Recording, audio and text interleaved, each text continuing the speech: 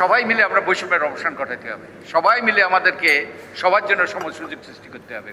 কেউ যেন বৈষম্যের শিকার না হয়। ভোটার তালিকা নিয়ে তাদের গুরুতর সমস্যা আছে, বিশেষত আদিবাসী সম্প্রদায় এবং যারা বিভিন্ন সম্প্রদায়ের সাথে যুক্ত। অতীতে যে সকল অসঙ্গতি, অতীতে যে সকল অন্যায়, তার অবসান ঘটিয়ে আমরা একটা বৈষম্যহীন বাংলাদেশ, একটা নূতন বাংলাদেশ, যেখানে সবাই সমান সুযোগ পাবে। আমাদের অনেকগুলো অসঙ্গতি আছে আমাদের, এবং অনেকগুলো বিষয় আমরা চিহ্নিত করেছি, যেমন দ্বিকক্ষ বিশিষ্ট পার্লামেন্ট, তারপরে রাষ্ট্রপতি প্রধানমন্ত্রীর ক্ষমতার ভারসাম্য প্রতিষ্ঠা করা, উচ্চকক্ষ কিভাবে নির্বাচিত হবে, নারীর সংরক্ষণ, নারীর জন্য সংরক্ষণ পদ্ধতি, যে একটা বিষয়ে অনেকগুলো অতীতের আমরা যেই সকল আলাপ আলোচনা করেছি, সংলাপ করেছি, মত বিনিময় করেছি, সেখানে জোরালোভাবে এসছে যে ঘূর্ণায়মান পদ্ধতিতে নারীদের জন্য যে আসন সংরক্ষণ করা। তো এইরকম অনেকগুলো বিষয়ে আমরা সততার সাথে, নিষ্ঠার সাথে আমরা নোট নিয়েছি। এবং যে জিনিসটা প্রফেসর তোফায়েল আহমদ বারবার বলার চেষ্টা করেছেন, আমাদের একটা ধারণা থাকা উচিত, তথ্যভিত্তিক একটা ধারণা থাকা উচিত যে আদিবাসীদের সংখ্যা কত, সমতলে কত, তারপরে আমাদের পার্বত্য এলাকায় কত, তারপরে দলিতদের কত, বিভিন্ন জাতিগোষ্ঠীর আমরা একটা সুস্পষ্ট ধারণা পেতে চাই। দলভিত্তিক স্থানীয় সরকার নির্বাচন দলভিত্তিক নয়, এই বিষয়টা এসছে। তারপরে রাষ্ট্রপতির নির্বাচন, এই বিষয়টা বোধহয় সবাই একমত প্রায়, যে দলভিত্তিক স্থানীয় সরকার নির্বাচন নয়, রাষ্ট্রপতির নির্বাচন সরাসরি হবে কিনা এই নিয়েও প্রস্তাব এসছে। তো আমরা এইরকম অনেকগুলো বিষয়ে প্রস্তাব এসছে, এবং তাদের ভোটার তালিকা নিয়ে তাদের গুরুতর সমস্যা আছে, বিশেষত আদিবাসী সম্প্রদায় এবং যারা বিভিন্ন সম্প্রদায়ের সাথে যুক্ত, তাদের ওই যে পদবি ভিন্ন এবং পদবিটা সঠিকভাবে লিপিবদ্ধ হয় নাই।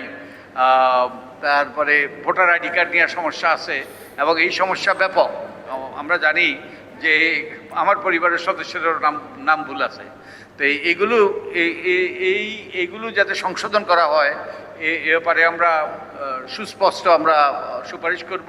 তো আপনাদেরকেও সোচ্চার হইতে হবে।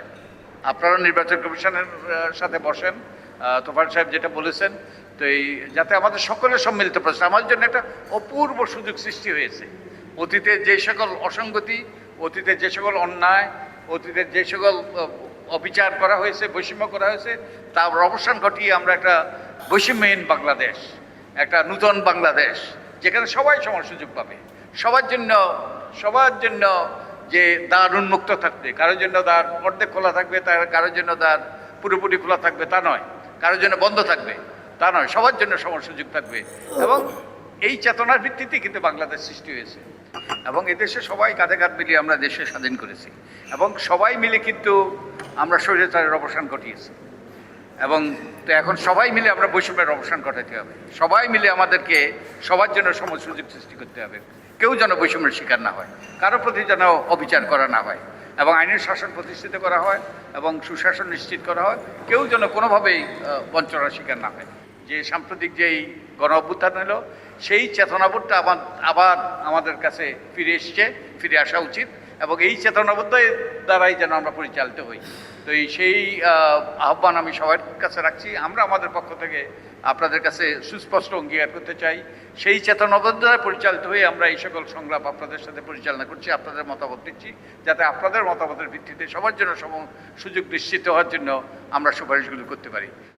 সংবাদ, ফিচার ও অনুষ্ঠানের জন্য ভিজিট করুন সংবাদ প্রকাশের ওয়েবসাইট এবং যুক্ত থাকুন ফেসবুক পেজ ও ইউটিউব চ্যানেলের সঙ্গে।